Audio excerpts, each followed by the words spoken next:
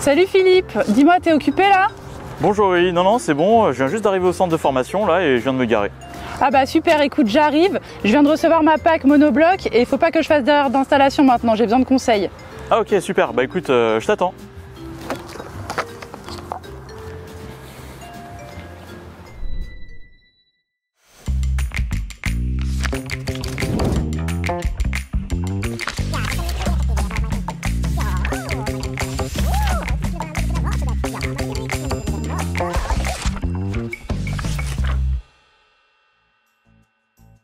Alors Aurélie, t'as réussi à faire ton choix pour ta nouvelle construction?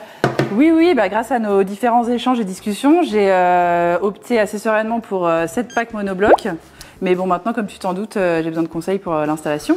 Ok, bon déjà je vois que c'est une PAC monobloc, donc déjà en termes de facilité d'installation c'est déjà mieux puisque tu n'as pas de liaison frigo à prévoir.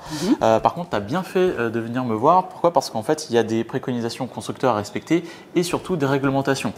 On ne fait pas ce qu'on veut Aurélie. Dommage. Alors déjà pour brancher ma pompe à chaleur, j'ai ça, c'est bon? Non, ça suffira pas, non? Bon, je m'en doutais un peu. Pour ma chaudière, j'avais une section de câble comme celle-ci. Est-ce que c'est la même chose pour une pompe à chaleur? Bah écoute, c'est déjà mieux, mais non, il va falloir prévoir plutôt quelque chose de ce type-là. Effectivement. Ouais.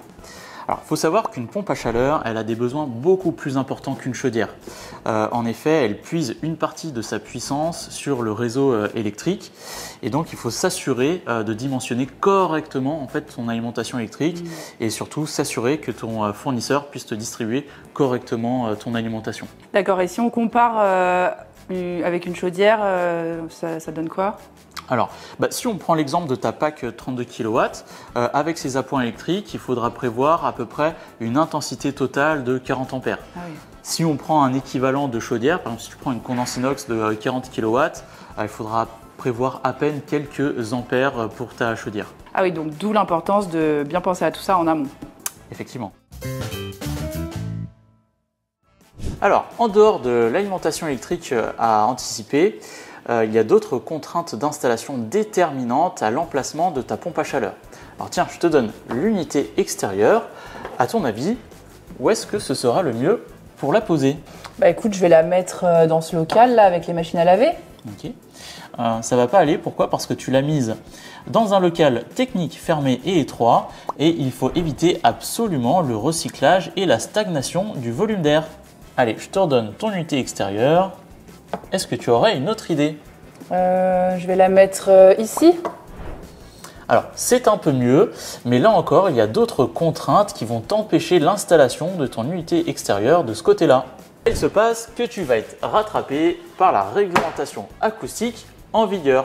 Elle définit ce qu'est l'émergence. L'émergence, c'est la différence de niveau sonore entre le jour et la nuit et la différence lorsque la machine elle est en fonctionnement ou à l'arrêt. Tu pourras mieux comprendre l'impact sonore grâce aux notions de pression et de puissance acoustique. Eh bien, je vais te montrer sur le catalogue. Par exemple, ici, on va parler de pression acoustique. C'est une valeur qui va prendre en compte la distance, la réverbération et l'environnement de l'unité extérieure. Ça peut être une estimation en situation réelle de ta pompe à chaleur. Ensuite, tu as la puissance acoustique, donc c'est un niveau sonore qui est mesuré, calculé et réalisé dans une chambre acoustique. C'est un niveau sonore qui là est indépendant de tout environnement. Et on peut réduire l'impact sonore de l'unité extérieure sans mettre en péril le bon fonctionnement de la pompe à chaleur? Alors oui, il existe des solutions techniques qui permettent de trouver un bon compromis. Je vais te montrer sur la maquette. Par exemple, ici, ton unité extérieure, tu peux la surélever. Cela va diminuer son impact sonore ainsi que sa réverbération. Ou alors, tu pourrais avoir une unité extérieure, ici, eh bien on pourrait augmenter l'écart avec le mur. En fait, il va falloir éviter de la poser et de la coller à des pièces comme les chambres à coucher. D'ailleurs, j'ai vu qu'Atlantic avait récemment sorti des guides d'intégration, ça va bien m'aider pour installer ma pompe à chaleur. Effectivement, c'est ce qui va nous permettre aussi de poser et de choisir les emplacements des unités extérieures. Dis-moi, autre chose dont on n'aurait pas parlé sur cette pompe à chaleur à l'extérieur, Comment tu gères avec des températures comme celle-ci là? Ah bah, je sais pas, mais il va falloir faire quelque chose là parce que elle va geler. Donc il faut qu'on la rentre, qu'on lui mette une couverture. Alors là, non. Hein. Et une des premières choses à prévoir lors des projets de construction, hein, c'est de penser aux conditions climatiques le plus tôt possible hein, et pour anticiper. Hein. Et une fois qu'on a ces éléments en tête, on évite le gel des canalisations, on assure l'évacuation des condensats et on évite la prise en glace des unités extérieures.